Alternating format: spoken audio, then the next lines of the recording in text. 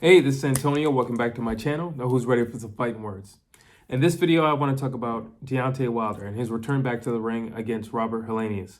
There's not a whole lot to go over since the fight was really short and it was a first round knockout.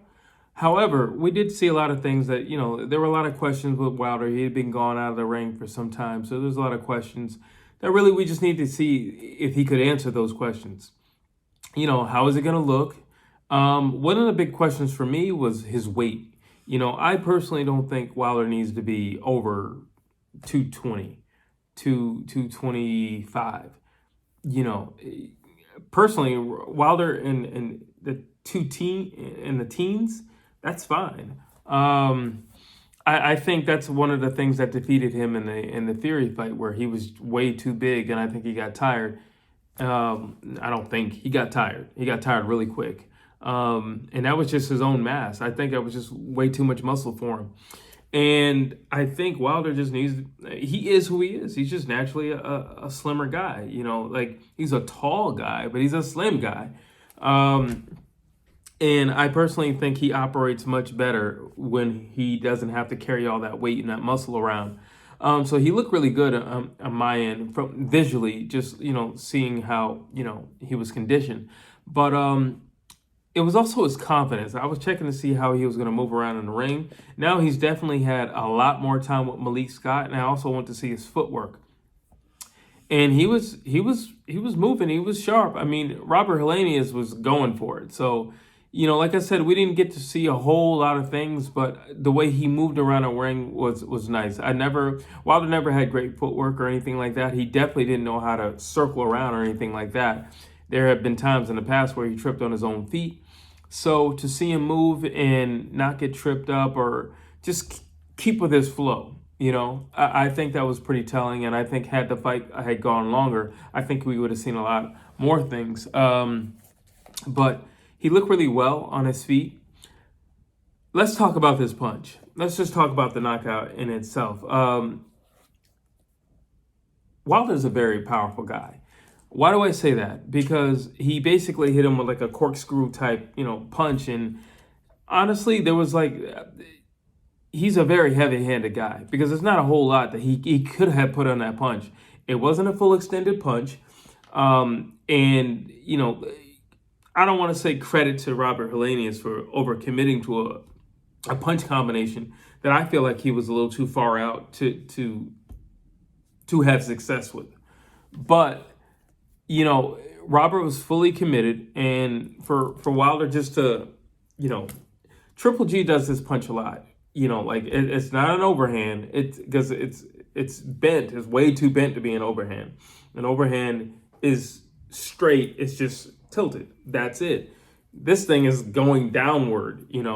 And again, it was more of a reaction, which again would be a testament to Wilder's time with Malik Scott. But I would say that the dude has heavy hands. Let's just call it what it is. Dude has heavy hands. I think dude can knock out anybody. And he has that equalizer. And when he hits you, it is bam, baby, good night. Just like Wilder says, bam, baby, good night. It is, literally. And he's proven it time and time again. He's back in the winning column and in dramatic fashion. People can say whatever they want about Robert Helenius. He's no slouch when he comes to fight. He's not coming to collect a check. He is the type of guy who's going to go out on his shield. And he proved it. He went straight to Wilder, so we got to give him that credit. Take on the most dreaded man in the heavyweight division in terms of knockout power and go straight at him. That's pretty impressive. And show credit and shout out to Robert Helenius for that. Who's next for Wilder? Well, all the talk is on Usyk, and I think the power play would be to go for Wilder to fight Usyk, because Usyk has the majority of the belts. So I think the power play would be to go after Usyk. Do I think it's a good move for Usyk? No. And if I was Usyk, I wouldn't want to fight Wilder. I would go straight for Tyson Fury. I definitely wouldn't want to fight Wilder. Why? Because Usyk gets hit. Especially at heavyweight, he gets hit. He's not as fast and elusive as he was at cruiserweight. Listen, if Derek Chisora can find you, you don't want to fight Deontay Wilder. Deontay Wilder is faster. Deontay Wilder hits 10 times harder than Derek Chisora. And I think Deontay Wilder can take more punishment than Derek Chisora. So if Deontay Wilder can find you, if Derek Chisora, I'm sorry, can find you, what is Deontay Wilder going to do? I think he will like neutralize you with one shot. So the power play would be for Wilder to go straight for Usyk. If I was Usyk, I would go straight for Fury because I think he has better luck with Fury. Yes, Fury is very nimble for his size, but there's no way if Alexander Usyk plays it safe and just boxes and stays on the outside, just kind of pot shots all night, there is no way that Fury's going to catch that little guy. No way. But you have a slim Deontay Wilder at like 219, 218. He can not only keep up with your speed, but he might be as fast as you. And every time he touches you, it's going to hurt. And if he touches you anywhere in the head with one of those punches, it is bam, baby, good night. So that's Usyk. Who would I like to see Wilder in there with if it's not Usyk? Obviously, Anthony Joshua, of course. I mean, we've been waiting for this for years. But the reality is, I don't think after what Wilder just did on Saturday night that, Anthony Joshua wants any part of that. I would like to see the juggernaut Joe Joyce. Why not?